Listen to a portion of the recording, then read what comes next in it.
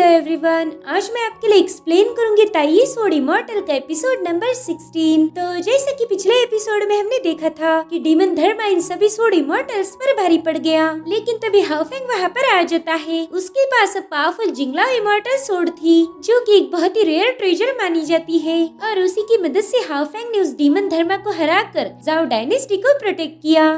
Video में आगे बढ़ने से पहले मैं आपको बताना चाहती हूँ कि आज का वीडियो एक ट्रस्टेड प्रेडिक्शन वेबसाइट 1xBet द्वारा स्पॉन्सर्ड है। दोस्तों, अगर आप भी घर बैठे आसानी से ऑनलाइन पैसा कमाना चाहते हैं तो आप 1x पर बहुत सारे popular online games live casino खेल सकते हैं, और साथ ही आप स्पोर्ट मैचेस पर प्रेडिक्शन करके भी अर्न कर सकते हैं। 1x की सबसे अच्छी बात ये है कि डिपॉजिट एंड विड्रॉल्स बहुत इजी है। आप पेटीएम, जीपे, फोन पे से डिपॉजिट कर सकते हैं। साथ ही आपको 24/7 लाइव सपोर्ट भी मिलेगा। आप यहाँ से बहुत ही अमेजिंग गिफ्ट्स हासिल कर सकते हो, like latest iPhone, cars and और भी बहुत कुछ। सो गाइज, अभी जाओ और पिन कमेंट में दी गई लिंक से रजिस्टर करो या स्क्रीन पर दिए गए QR कोड को स्कैन करो, और फर्स्ट डिपॉजिट पर 42,900 रुपीज तक का बड़ा बोनस प्राप्त करने के लिए मेरे प्रोमो कोड का यूज करना मत भूलना। अब चलो वापस से एक्सप्लेनेशन वीडियो शुरू करते हैं। अब हम फ्री आइलैंड की शिया को देखते हैं। वो यहाँ की फेरी लेडी थी। वो अपने बॉडीगार्ड रूफिंग से पूछ रही थी कि तुम्हारे पास क्या खबर है, जिस पर रूफिंग बताता है कि मूशान ने जाओ डायनेस्टी में डीमन रेस के साथ फाइट की। उसने डीमन रेस को हराने में वहाँ के एम्परर की बहुत मदद की, मगर अब मूशान कहाँ पर है ये मुझे नहीं पता। वो वहाँ से गायब हो गया, जिस पर शिया बताती है कि मूशान एक बार हमारे फ्री आइलैंड में आया था और यहाँ से उसने डिवाइन आइज ऑफ क्रिएशन को हासिल किया, और अब हमारी दुनिया और इंसानों की दुनिया के बीच में जो बाउंड्री थी वो ओपन हो चुकी है। लेकिन उस बंदे के पास हमारी डिवाइन क्रिएशन की फेरी है, जिस पर रूफिंग उसे बताता है कि मूशान का एक बेटा है और उसका नाम हाओफेंग है। उसने हाल ही में ताई इमॉर्टल सेक्ट ज्वाइन किया है। उस बंदे के पास खास वुडन स्पिरिट बॉडी है। ये सुनकर शिया कहती है कि हमारे डिवाइन क्रिएशन की फेरी को बस वुडन स्पिरिट बॉडी वाला बंदा ही कंट्रोल कर सकता है। इसलिए रूफिंग उससे पूछ रहा था कि बताए क्या आप ताई इमॉर्टल सेक्ट जाना चाहती हो, क्योंकि हाओफेंग तो हमें वही मिलेगा। जिस पर शिया कहती कि इसमें कोई शक नहीं, ऑफ कोर्स मैं वहाँ पर जाऊंगी, भले उस हाओफेंग को डिवाइन क्रिएशन ऑफ फेरी किसी ने भी दी हो, लेकिन वो ट्रेजर हमारा है। डिवाइन आइज ऑफ क्रिएशन हमारी फेरी लैंड से बिलोंग करती है, और अब मैं यहाँ की क्वीन हूँ, इसलिए मुझे मेरा ट्रेजर किसी भी कीमत पर वापस चाहिए। अब अगले सीन में हम ताई इमॉर्टल सेक्ट का रीजन देखते हैं, जहाँ पर हाओफेंग गुनोशी के साथ पहुँच चुका था। ये दोनों अपनी तलवारों पर सवार होकर इमॉर्टल सेक्ट में पहुँच जाते हैं। अब वहाँ पहुँचते ही गुनोशी एक टोकन के जरिए एक पोर्टल ओपन कर देती है। रास्ते में गुनोशी हाओफेंग को बता रही थी कि अब तुम्हारी मुलाकात ढेर सारे स्वॉर्ड मास्टर से होंगी, लेकिन तुम्हें घबराने की जरूरत नहीं, तुम्हें बस अपनी प्रैक्टिस पर फोकस करना है। फिलहाल तो यू यांगसी तुम्हारे फादर के साथ गए हैं, तब तक तुम्हें किसी भी चीज की जरूरत होगी तो मुझसे बोल देना। जिसके बाद ये लोग ट्रेनिंग यार्ड में पहुँच जाते हैं। वहाँ पर बहुत बड़ा मॉन्यूमेंट था, साथ ही कई सारे स्वॉर्ड इमॉर्टल भी वहाँ पर मौजूद थे, जिसमें कोल्ड मून की मास्टर हुआ भी थी, और उसके साथ जिया बुफान और मास्टर लिनफेंग भी थे। ये सभी मास्टर्स मिलकर नए डिसाइपल की स्ट्रेंथ चेक कर रहे थे, और अब जू किंग्यू नाम की लड़की उस मॉन्यूमेंट पर अपना हाथ रख देती है। उसके ऐसा करते वो पूरा मॉन्यूमेंट ग्लो करने लगता है,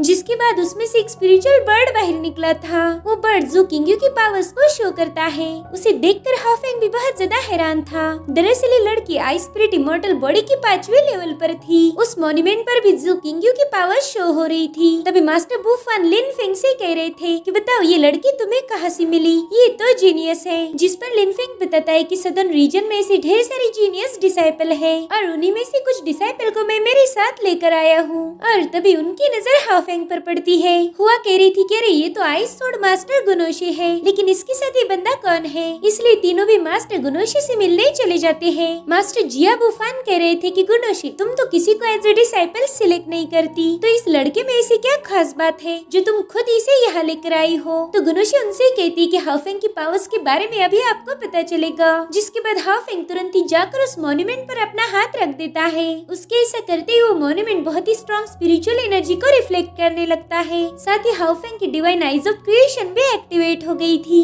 उसकी पावर्स को देखकर वहाँ मौजूद सभी डिसाइपल हैरान हो जाते हैं। इतना ही नहीं, तीनों मास्टर्स के भी होश उड़ गए थे। वहाँ पर फेरी लोटस भी खिल गया था, जिसे देखकर जू किंग्यू कह रही थी कि पता नहीं इस बंदे के पास कौन सी इमॉर्टल बॉडी है। इधर हुआ हुआ भी गुनोशी से जाकर पूछती कि बताओ इस बंदे के पास कौन सी इमॉर्टल बॉडी है। तो फाइनली गुनोशी भी रिवील कर ही देती है कि इसके पास वुडन स्पिरिट टाओइस्ट बॉडी है। इधर मॉन्यूमेंट भी हाउफेंग की लेवल दिखा देता है और तभी आसमान में थंडर गरजने लगता है और उसी के साथ वहाँ पर एक एल्डर पहुँच गए थे। इनका नाम ज़ेंटियन था और ये लॉर्ड ऑफ थंडर थे। वो आते ही कहती कि बच्चा बहुत पावरफुल है, मैं इसे मेरा डिसाइपल बनाना चाहता हूँ। उन्हें वहाँ देखकर डिसाइपल बहुत चौंक जाते हैं क्योंकि ज़ेंटियन बहुत ज्यादा पावरफुल थे और वो ऐसे ही किसी को अपना डिसाइपल नहीं बनाते। लेकिन वो हाउफेंग को अपना डिसाइपल बनाने के लिए यहाँ आ गए और तभी गुनोशी ज़ेंटियन से कहती है कि मुझे माफ कर दीजिए, लेकिन हाउफेंग ऑलरेडी मेरा डिसाइपल बन चुका है। जिस पर ज़ेंटियन कहती कि गुनोशी मेरी उम्र अब हो चुकी है और मेरे पास मेरा कोई सक्सेसर नहीं, इसीलिए तुम्हें हाउफेंग को मुझे सौंपना ही होगा। जिसके बाद वो गुस्से में आकर गुनोशी को अपने पावर शो करते हैं, मगर गुनोशी उससे कहाँ डरने वाली थी। वो कहती कि हाउफेंग ने ही मुझे उसके मास्टर चुना है, इसलिए वो मेरा ही डिसाइपल रहेगा। जिसके बाद गुनोशी भी उसे अपने पावर शो करती है। इधर ज़ेंटियन ने भी 1000 सोर्ड फॉर्मेशन क्रिएट कर दिया था, तो गुनोशी का स्पिरिचुअल बर्ड उनकी सोर्ड को आइस में कन्वर्ट कर देता है। ये देखकर ज़ेंटियन गुनोशी से पूछ रहे थे कि लड़की क्या तुम मेरे साथ फाइट करना चाहती हो। तभी हुआ उन दोनों की झगड़े छुड़ाने आ जाती है। वो कह रही थी सीनियर ज़ेंटियन प्लीज शांत हो जाए और फिर वो गुनोशी को भी समझाने लगती है कि ज़ेंटियन हमेशा ही टैलेंटेड डिसाइपल की कद्र करते हैं, इसलिए उनकी बातों को ज्यादा सीरियसली मत लो। इसलिए गुनोशी शांत हो जाती है। वो ज़ेंटियन से माफी मांग रही थी, लेकिन वो कहती कि हाउफेंग मेरा डिसाइपल है, इसलिए आप उसे मुझसे छीन नहीं सकते। इसलिए ज़ेंटियन सीधे हाउफेंग से पूछ रहे थे कि लड़के बताओ क्या तुमने गुनोशी को अपनी मास्टर चूज किया है। जिस पर हाउफेंग कहते हैं जी वही मेरी मास्टर है। ये सुनकर ज़ेंटियन तुरंत ही शांत हो जाते हैं। अब हुआ उन्हें बता रही थी कि हाउफेंग को छोड़ दीजिए, यहाँ पर हाउफेंग जैसे ही जीनियस डिसाइपल है तो आप उन्हीं में से किसी को सिलेक्ट कर सकते हो। तो अब रेंशु नाम की डिसाइपल मॉन्यूमेंट पर अपना हाथ रख देती है। रेंशु वाटर स्पिरिट इमॉर्टल के 5वें लेवल पर थी। उसकी पावर्स की वजह से वहाँ मौजूद सभी डिसाइपल को तकलीफ होने लगती है और अब हुआ रेंशु को पूछ रही थी कि बताओ तुम किसे अपना मास्टर सिलेक्ट करती हो। तो रेंशु ने गुनोशी को अपना मास्टर सिलेक्ट किया था और तभी जू किंग्यू भी कहने लगती कि मैं भी गुनोशी को ही अपना मास्टर सिलेक्ट करती हूँ। तो गुनोशी उन सबको समझाने लगती है कि मैंने टाओइज्म को अपनी पूरी लाइफ डेडिकेट की है, इसलिए मैं ज्यादा डिसाइपल को अपने साथ नहीं रख सकती क्योंकि तुम लोगों को सिखाने के लिए मेरे पास उतना वक्त नहीं बचेगा। इसलिए मैंने बस एक ही डिसाइपल को एक्सेप्ट किया है जो कि है हाउफेंग। ये सुनकर जू किंग्यू को बहुत गुस्सा आया था। वो गुनोशी से पूछती कि हाउफेंग में ऐसा क्या है जो आपने उसे ही सिलेक्ट किया। तो गुनोशी बताती है कि हाउफेंग को सोर्ड टाओइज्म की अच्छी अंडरस्टैंडिंग है, हाउफेंग सबसे डिफरेंट है। जिस पर जू किंग्यू कह रही थी कि मुझे भी सोर्ड टाओइज्म की अच्छी खासी समझ है, तो हाउफेंग के लिए मुझे रिजेक्ट क्यों कर रही है। और तभी रेंशु भी सामने आकर कहती कि मास्टर गुनोशी मुझे भी एक मौका दीजिए, मैं भी खुद को साबित करना चाहती हूँ। तो गुनोशी कहती ठीक है मैं तुम लोगों की परीक्षा लूंगी। हाउफेंग मेरी सोर्ड टाओइज्म को अच्छे से समझता है, अगर तुम भी उसे समझ पाई तो तुम दोनों में से एक को मैं मेरी डिसाइपल बना सकती हूँ।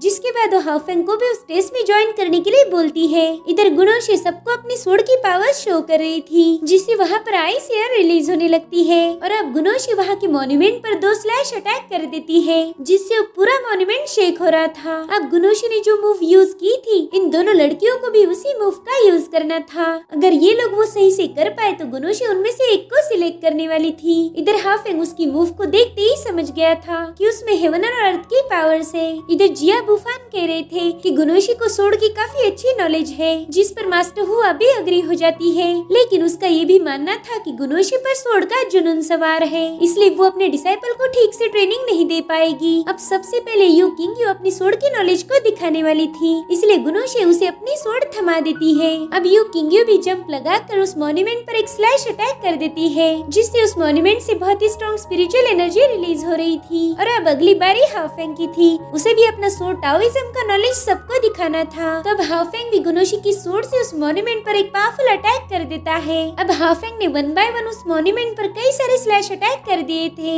उसने अर्थ की पावर में हेवन की पावर्स मिला दी, जिसे देखकर गुनोशी काफी इम्प्रेस हो जाती है क्योंकि उसने भी इसी मूव का यूज किया था। हाउफेंग के मल्टीपल अटैक की वजह से वहाँ पर एक बहुत बड़ा ब्लास्ट हो जाता है और उससे उस पूरे मॉन्यूमेंट पर क्रैक्स पड़ रहे थे। हाउफेंग की पावर्स देखकर सभी लोग बहुत बहुत ज्यादा हैरान हो जाते हैं। और तभी रेनशु देखती कि हाओफेंग ने डिवाइन आइज ऑफ क्रिएशन को एक्टिवेट किया है। हाओफेंग हर एक मूव में डिवाइन आइज ऑफ क्रिएशन फेरी का यूज करता था। अब हाओफेंग के पास वो फेरी देखकर रेनशु कहती कि मुझे पता ही था ये तुम्हारे पास ही हो सकती है। और एपिसोड की शुरुआत में हमने जिस फेरी को देखा था शायद वही फेरी रेनशु का रूप लेकर यहाँ आई है। अब हाओफेंग को लेकर उसकी इरादे क्या है ये हमें अगले एपिसोड में पता चलेगा। Thank you so much for watching. Bye bye, take care.